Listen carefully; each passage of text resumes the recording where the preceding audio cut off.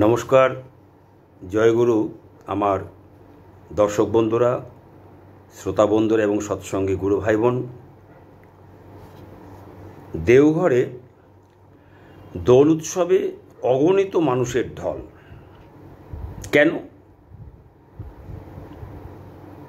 এই টাইটেলে একটা ভিডিও আমি এর আগে প্রকাশ করেছিলাম। সেই ভিডিওতে আমি বলেছিলাম, দেওঘর সৎসঙ্গ ঠাকুরবাড়িতে বিভিন্ন বড় বড় উৎসবের দিনগুলি ছাড়াও সারা বছর প্রতিদিন হাজার হাজার মানুষ কেন আসে, কী জন্যে আসে, কার কাছে আসে বা কার টানে আসে। আমি বলেছিলাম এই নিয়ে পরবর্তী ভিডিওতে আলোচনা করব। আসুন আলোচনা করি। আপনাদের সুচিন্তিত মতামতের অপেক্ষায় আমি থাকব। দর্শক, শ্রোতা ও সৎসঙ্গী গুরু ভাই বোনেরা, আপনারা আমার এই বিশ্লেষণমূলক আলোচনার প্রেরণা। যাই হোক, দেওঘরের বড় বড় উৎসব ছাড়াও এই যে বছরে প্রতিটি দিন ঠাকুরবাড়িতে মানুষের ঢল নামে, এর একটাই কারণ, তা হল চৈতন্য ভাগবতে বলা আছে, অদ্যাপিও সেই লীলা করে গোরা রায়, কোনো কোনো ভাগ্যবানে দেখিবারে পায়। বর্তমানে সেই গোরা রায় লীলা করেন দেওঘরের মূল কেন্দ্র সৎসঙ্গ ও বিশ্বের 10 কোটি সৎসঙ্গীর প্রাণের আরাম, নয়নের বিরাম, হৃদয়ে অবিরাম বয়ে চলা আনন্দধারার উৎস, মনের প্রশান্তি, বাঁচার অক্সিজেন শ্রী শ্রী আচার্যদেব, শ্রী শ্রী বাবাই দাদার মধ্যে। অবতারী শ্রী শ্রী ঠাকুর অনুকূলচন্দ্র হলেন সেই গোরা রায়, যিনি যুগে যুগে লীলা করেছেন প্রভু রামচন্দ্র, শ্রীকৃষ্ণ, বুদ্ধ, যিশু, হজরত মোহাম্মদ মহাপ্রভু ও ঠাকুর রামকৃষ্ণের মধ্যে, এবং অবশেষে আবার শ্রী ঠাকুর অনুকূলচন্দ্র রূপে আবির্ভূত হয়ে লীলা করেছিলেন। এই লীলার কথা শ্রী ঠাকুর অনুকূলচন্দ্র কথা প্রসঙ্গে প্রায় সময়ই তুলে ধরতেন, ইঙ্গিত দিতেন ভক্তমণ্ডলীদের মাঝে। চৈতন্য ভাগবতে বলা, অদ্যাপিও সেই লীলা করে গোরা রায়, কোনো কোনো ভাগ্যবানে দেখিবারে পায়, এই আবৃত্তি করে প্রতিদিন দেশ বিদেশের আর্ত মানুষেরা, অর্থাৎ পীড়িত, দুঃখিত, কাতর বা বিপন্ন মানুষেরা ছুটে আসেন দেওঘর সৎসঙ্গে শ্রী শ্রী আচার্যদেবের কাছে। তারা ছুটে আসে অসুস্থতা থেকে, কষ্ট থেকে মুক্তি পেতে, ছুটে আসে মন খারাপ থেকে, ব্যথা বেদনা থেকে রেহাই পেতে, ছুটে আসে দুর্বল ও অসহায় অবস্থা থেকে ত্রাণ পেতে, ছুটে আসে বিপদ থেকে রক্ষা পেতে, ছুটে আসে সমস্যা জর্জরিত ব্যষ্টি জীবন ও সংসার জীবন থেকে মুক্তির সমাধান পেতে। এই ছুটে আসার ঘটনা অবিরাম ঘটেছিল শ্রী ঠাকুর থাকাকালীন সময়ে, এবং 1969 সালে দেহ রাখার পর থেকে আজ 2025 সালে 55 বছর ধরে ঘটে চলেছে বিরামহীনভাবে। আর এই আশা ক্রমবর্ধমান, যা কিনা গত 14ই মার্চ বৃহস্পতিবার দোল উৎসবে প্রমাণিত। শ্রী ঠাকুর অনুকূলচন্দ্র প্রতিষ্ঠিত এক ও একমাত্র সংগঠন সৎসঙ্গের বর্তমান শ্রী শ্রী আচার্যদেব, শ্রী বাবাই দাদার মধ্যে শ্রী ঠাকুর প্রকট। শ্রী বাবাই দাদার মধ্যে শ্রী ঠাকুর খুব স্পষ্টভাবে বা বিশেষভাবে প্রকাশিত। তিনি বাকসিদ্ধ পুরুষ। তিনি যা বলেন, যাকে যা বলেছেন তা নিখুঁত, অভ্রান্ত। যারা তার মুখনিসৃত প্রতিটি কথা, প্রতিটি লাইন, প্রতিটি শব্দ ভালো করে মন দিয়ে শুনেছেন, মনে রেখেছেন এবং অর্থ বুঝে হুবহু পালন করেছেন, আলাদিনের আশ্চর্য প্রদীপের মতো তা ফুলেছে। এখানে কোনো পক্ষপাতিত্ব বা দালালি, চামচাগিরির কোনো প্রশ্ন নেই। কারণ আমার আগের ভিডিওগুলোতে অনেকেই আমাকে এরকমভাবে কুৎসা করেছেন, আমি দালালি করছি, আমি চামচাগিরি করছি, আরও নানা রকম কটু কথা বলেছেন, যা আমি মুখে আনতে চাই না। ঠাকুরবাড়ির সঙ্গে জড়িয়ে এরকম কথাবার্তা, সেই কারণে আমি আপনাদের কাছে বলছি এই জন্যই যে আমি শ্রী ঠাকুরের দীক্ষিত অতি শৈশবে, কথা ঠিক। শ্রী ঠাকুরের নিয়ম অনুযায়ী 5 বছর বয়সে নাম পেয়েছি, 12 বছর বয়সে দীক্ষা হয়েছে, সস্তনী হয়েছে ভরা যৌবনে, কথাও ঠিক।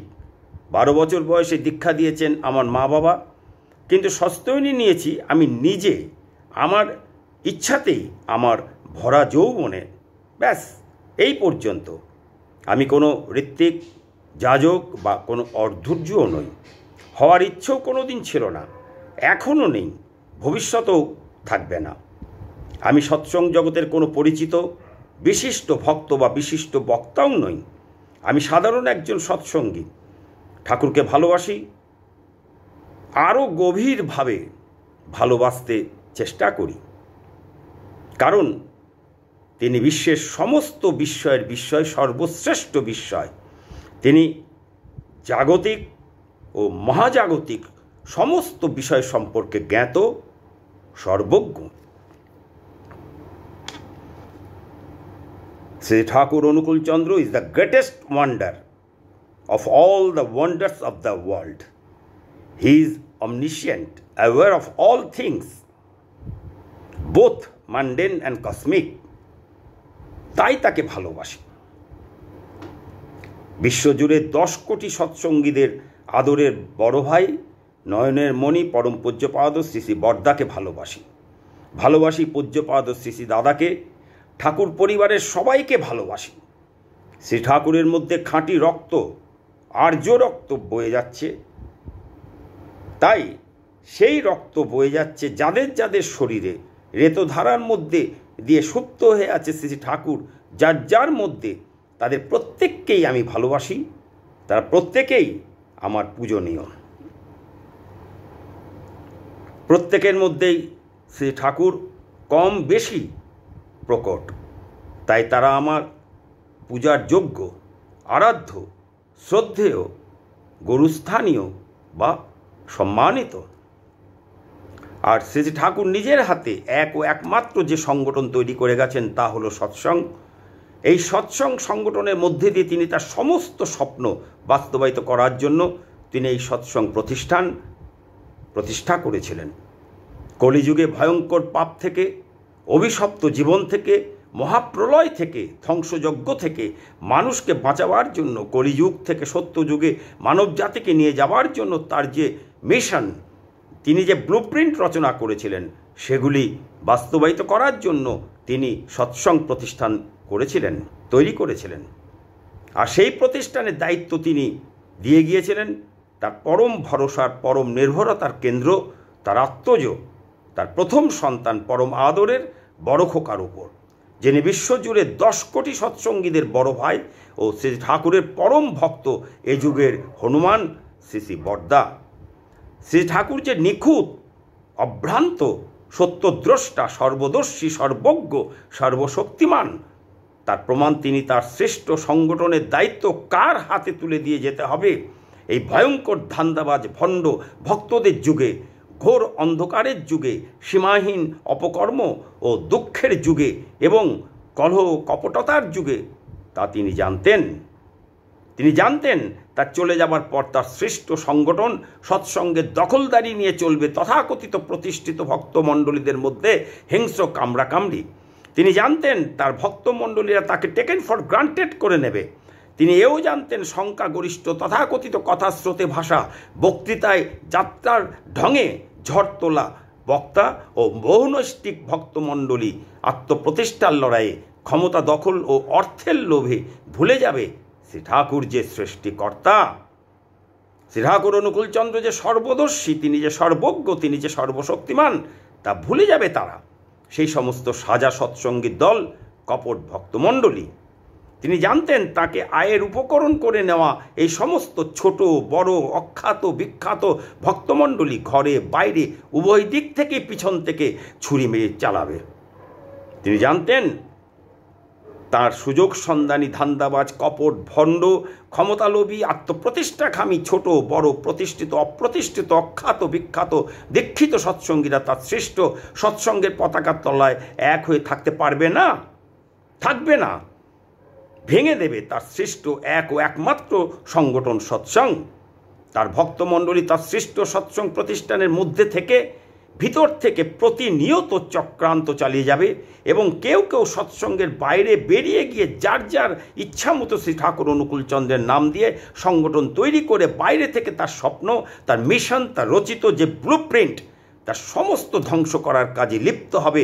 তাকে, তার বলাগুলিকে, তার উপস্থিতিকে অস্বীকার করে তাকে প্রতিষ্ঠা করার বাহানায় তিনি যে তার ভালোবাসার, তার প্রাণের যে সংগঠন সৎসঙ্গ তৈরি করে গেলেন এবং সেই প্রতিষ্ঠানকে তার অবর্তমানে রক্ষা করা ও সেই প্রতিষ্ঠানের মধ্যে দিয়ে তার মিশনকে একে একে ধীরে ধীরে বাস্তবায়িত করে তোলার জন্য তিনি যে তার চোখের মণি, তার প্রাণ, তার পরম আদরের, পরম ভালোবাসার আধার বড় খোকাকে দিয়ে গেলেন, তাকে মানতে পারবে না, অস্বীকার করবে শ্রী ঠাকুরের প্রথম সারির পরম ভক্তমণ্ডলীরা এবং তার সংক্রামক ব্যাধির মতো যে ছড়িয়ে পড়বে সাধারণ আপামর সীমাহীন ভাঙাচোরা সৎসঙ্গীদের মধ্যে এবং সেই সুযোগে যে যার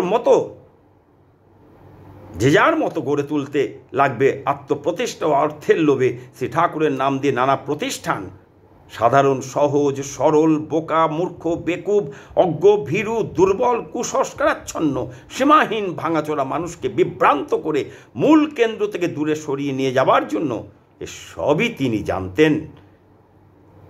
এর মধ্যে এমনও লোকজন ও সংগঠন আছে ও আগামীতে আরও বৃদ্ধি পাবে যারা বাইরের আর্থিক সহযোগিতায় মূল কেন্দ্র সৎসঙ্গ প্রতিষ্ঠানকে ধ্বংস করার জন্য ব্যাঙের ছাতার মতো গজিয়ে তুলবে শ্রী ঠাকুরের নাম দিয়ে নানা নামে। এ কথাও তিনি জানতেন। শ্রী ঠাকুর সৃষ্টিকর্তা, তিনি সর্বজ্ঞ, তিনি সর্বদর্শী, তিনি সর্বব্যাপী, তিনি সর্বশক্তিমান, তিনি সত্যদ্রষ্টা, তিনি পরম পুরুষ, তিনি পরম কারণ, তিনি পরম অস্তিত্ব, তিনি পরম উৎস, তিনি পুরুষোত্তম, তিনি পরম পিতা। তাই তিনি এই সমস্ত কিছু জানতেন। আর জানতেন বলেই তিনি একেবারে একই সঙ্গে তার ঔরসজাত কৃষ্টিজাত সন্তান করে নামিয়ে নিয়ে এসেছিলেন তার পরম ভক্ত হনুমানকে তার বড় খোকা রূপে, যা এর আগে তিনি যতবার এসেছেন কখনো হয়নি। এই কথা ধর্ম ঈশ্বর বিশ্বাসী বালখিল্য মানুষদের মধ্যে, তার 10 কোটি দীক্ষিত সৎসঙ্গীদের মধ্যে কে মানল আর না মানল, কে বিশ্বাস করলো আর অবিশ্বাস করলো, কে পালন করলো আর না করলো, তাতে তার কিচ্ছু যায় আসে না। মহাপ্রলয়ের আগে ঈশ্বরের প্রত্যাদেশ পেয়ে নোয়া যেমন নৌকা তৈরি করে মহাপ্লাবন থেকে বাঁচিয়েছিল বিশ্বাসীদেরকে, তেমনি কলিযুগের শেষে মহাপ্রলয়ের হাত থেকে বাঁচবে বিশ্বাসী সৎসঙ্গীরা। তাই পূজ্যপাদ ও শ্রী শ্রী দাদা বলেছিলেন, তার রথ চলে যাচ্ছে, যেমন করে পারো টেনে হেঁচড়ে রথে উঠে পড়ো, তারপর নিশ্চিন্ত হয়ে যাও। আর ভয়ঙ্কর, কঠোর, কঠিন, দৃঢ়, শক্ত, অনমনীয় এবং নিয়ম বা কাজের ক্ষেত্রে খুবই কড়া ও নির্ভুল, অথচ কোমল, নরম, মৃদু, ললিত, মধুর, সুকুমার, স্নিগ্ধ ও সুন্দর অন্তর, মন, প্রাণের অধিকারী, বিশ্বজুড়ে 10 কোটি সৎসঙ্গীদের নয়নের মণি শ্রী শ্রী বর্দার হাতে শ্রী ঠাকুর দেহ ত্যাগ করার আগে তুলে দিয়ে গিয়েছিলেন সৎসঙ্গের দায়িত্বভার নিশ্চিন্তে, নির্ভাবনায়। শ্রী ঠাকুরের দেহ রাখার পরে, ঠিক দেহ রাখার পরেই সত্য হয়েছিল ও প্রকট হয়ে উঠেছিল শ্রী ঠাকুরের অবর্তমানে সৎসঙ্গ প্রতিষ্ঠান সম্পর্কে শ্রী ঠাকুরের আগাম জানাগুলি। ভয়ঙ্কর, যন্ত্রণাদায়ক, প্রতিকূল পরিবেশের চড়াই উতরায়, সমস্যা জর্জরিত কণ্টকিত পথ পেরিয়ে সীমাহীন বাধা, অপমান, কুৎসা, নিন্দা, সমালোচনার ঝড় জলকে উপেক্ষা করে শ্রী ঠাকুরকে মাথায় নিয়ে শ্রী ঠাকুরের নিজের হাতে গড়া সৎসঙ্গ প্রতিষ্ঠানকে কড়া হাতে, কঠোর, কঠিন, অনমনীয় ও কোমল মনে বুক দিয়ে আগলে রেখে রক্ষা করেছিলেন শ্রী শ্রী বর্দা জীবনের শেষ দিন পর্যন্ত। প্রকৃতির বুকে তার চরিত্রের মোক্ষম নিখুঁত উদাহরণ যেমন নারকেল, উপরে শক্ত, কঠিন, রুক্ষ, ভিতরে নরম, কোমল, রসময়। সেই শ্রী শ্রী বর্দার কঠোর কোমল হাত ধরে ছুটে চলা সৎসঙ্গের ব্যাটন শ্রী শ্রী বর্দার উপযুক্ত, যোগ্য, দক্ষ, ইষ্টপ্রাণ উত্তরসূরি শ্রী শ্রী দাদার হাত ধরে আজ শ্রী ঠাকুরের চতুর্থ পুরুষ বর্তমান শ্রী শ্রী আচার্যদেব শ্রী শ্রী বাবাই দাদার হাতে। শ্রী শ্রী বাবাই দাদার মধ্যে শ্রী ঠাকুর অনুকূলচন্দ্র প্রকট। শ্রী শ্রী বাবাই দাদার জীবনে শ্রী ঠাকুর সুস্পষ্টরূপে প্রতীয়মান, বিশেষভাবে ব্যক্ত। বৃষ্টি শেষে আকাশের কালো মেঘ সরে গিয়ে মেঘের আড়ালে ঢাকা পড়া সূর্য যেমন চতুর্দিকে আলো ছড়িয়ে প্রকাশিত হয় ও তার আলোয় ঝিকমিক করে ওঠে বৃষ্টির পরে বৃষ্টির জলে স্নাত সমস্ত গাছপালা এবং গাছের পাতায় জমে থাকা ছোট্ট জলকণার মধ্যে, জমে থাকা স্ফটিকের মতো স্বচ্ছ জলকণার মধ্যে যেমন ওই বিশাল সূর্য তার সমস্ত রূপ নিয়ে সম্পূর্ণরূপে প্রতিফলিত হয়, আর সেখান থেকে ছিটকে পড়ে আলো, আর সেই আলোতে ধাঁধিয়ে যায় চোখ। ঠিক সেই রকম পুরুষোত্তম পরমপিতা শ্রী ঠাকুর অনুকূলচন্দ্র জলকণার মধ্যে প্রস্ফুটিত সূর্যের মতো, অন্ধকার আকাশের বুকে পূর্ণিমার চাঁদের মতো সম্পূর্ণরূপে শ্রী শ্রী আচার্যদেব শ্রী বাবাই দাদার মধ্যে প্রস্ফুটিত। এ বোঝে সে, প্রাণ বোঝে যার। তাই এক্ষেত্রেও বলা যায়, অদ্যাপিও সেই লীলা করে গোড়ারায়, কোনো কোনো ভাগ্যবানে দেখিবারে পায়। এ কথার অর্থ সেই গোড়ারায় অর্থাৎ সেই শ্রী শ্রী রামচন্দ্র, সেই শ্রী শ্রী কৃষ্ণ, সেই শ্রী শ্রী বুদ্ধ, শ্রী শ্রী যিশু, শ্রী শ্রী হজরত মোহাম্মদ, শ্রী শ্রী মহাপ্রভু শ্রী ঠাকুর রামকৃষ্ণ, সেই একজনই ত্রেতা যুগ থেকে দাপর যুগ পার হয়ে কলিযুগে লীলা করেছেন এবং শ্রী ঠাকুর অনুকূলচন্দ্র রূপে এসে লীলা করে গেলেন আর বলে গেলেন, ইষ্ট গুরু পুরুষোত্তম প্রতীক গুরু বংশধর, রেত শরীরে সুপ্ত থেকে জ্যান্ত তিনি নিরন্তর। বলে গেলেন, এবার এলাম, সব ডিসক্লোজ করে দিয়ে গেলাম, এবার হাটে হাড়ি ভেঙে দিয়ে গেলাম, আর যা দিয়ে গেলাম আগামী 10,000 বছর পর্যন্ত কিচ্ছু লাগবে না। এই কথার অর্থ, এবার শ্রী ঠাকুর এত শরীরে সুপ্ত থেকে প্রকট হয়ে উঠবেন তার বংশধরদের কারো কারো মধ্যে, আর তার মাধ্যমেই তার বলে যাওয়া কথাগুলি ধীরে ধীরে ইমপ্লিমেন্ট করে তুলবেন বংশ পরম্পরায় 10,000 বছর। আর যদি এর মধ্যে শ্রী ঠাকুরের স্মেল উবে যাওয়ার মতো হয়, ম্লান হয়ে যায়, তখন তিনি আবার আসবেন ঈশ স্পর্শে মানুষকে সঞ্জীবিত করে তুলবার জন্য। আমরা শ্রী ঠাকুরকে শ্রী শ্রী আচার্যদেব শ্রী বাবাই দাদার মধ্যে লীলা করতে স্পষ্ট দেখতে পাচ্ছি। শ্রী ঠাকুর ভয়ঙ্করভাবে মধ্য গগনের সূর্যের মতো, সূর্যের দীপ্তি নিয়ে রাতের আকাশের পূর্ণিমার চাঁদের মতো প্রকট হয়ে উঠেছেন শ্রী শ্রী বাবাই দাদার মধ্যে সম্পূর্ণরূপে। শ্রী বাবাই দাদার দীর্ঘ দেহ, আজানুলম্বিত বাহু, ঋজু শরীর ও ঋজু মন, তার হাঁটা চলা, তার বসা, কথা বলা, আচার আচরণ, কথাবার্তা, শরীরী ভাষা, তার চোখের চাউনি, হাবভাব, তার মুখমণ্ডল, মুখের হাসি, অঙ্গুলি হেলন, তার অসীম ভালোবাসা, অগাধ জ্ঞান, নিখুঁত নির্ভুল মুখনিসৃত কথা, গভীর ও কঠিন কঠিন বিষয়ের সহজ সরল বিশ্লেষণ, সমস্ত হালকা ও গুঁড়ো কঠিন প্রশ্নের ও সমস্যার তৎক্ষণাৎ উত্তর ও সমাধান প্রতি মুহূর্তে বিস্ময়ের চরমে নিয়ে যায়, ভাবতে বাধ্য করে, কে ইনি? ইনি কে? কে তুমি? আর তোরা ছুটে আসছেন তার কাছে প্রতিদিন, দেশ বিদেশ থেকে, দুঃখ থেকে, কষ্ট থেকে, মন খারাপ হওয়া থেকে, অসুস্থতা থেকে, ব্যথা বেদনা থেকে, বিপদ থেকে, দুর্বল ও অসহায় অবস্থা থেকে, হতাশা অবসাদগ্রস্ততা থেকে মুক্তি পেতে। অর্থার্থীরা ছুটে আসে অর্থ বা সম্পদের প্রতি আগ্রহী বা প্রত্যাশী হয়ে বিষয় সম্পদ, ব্যবসা বাণিজ্যের জট খুলতে। জ্ঞানীরা ছুটে আসছেন জ্ঞানের পিপাসা মেটানোর জন্য, নিখুঁত জ্ঞান লাভের জন্য আগ্রহী হয়ে। জিজ্ঞাসুরা ছুটে আসছেন বুদ্ধি ভিত্তিকভাবে কৌতূহলী হয়ে, একটি অনুসন্ধিৎসু মন নিয়ে জাগতিক ও মহাজাগতিক নানা বিষয়ে অনুসন্ধান করার জন্য, গবেষণা করার জন্য, অথবা নানাবিধ জটিল প্রশ্ন জিজ্ঞাসা করে উত্তর জেনে নেবার জন্য। তাই বছরের প্রতিদিন লেগে রয়েছে নাটমণ্ডপে শ্রী আচার্যদেবের সামনে ভিড়।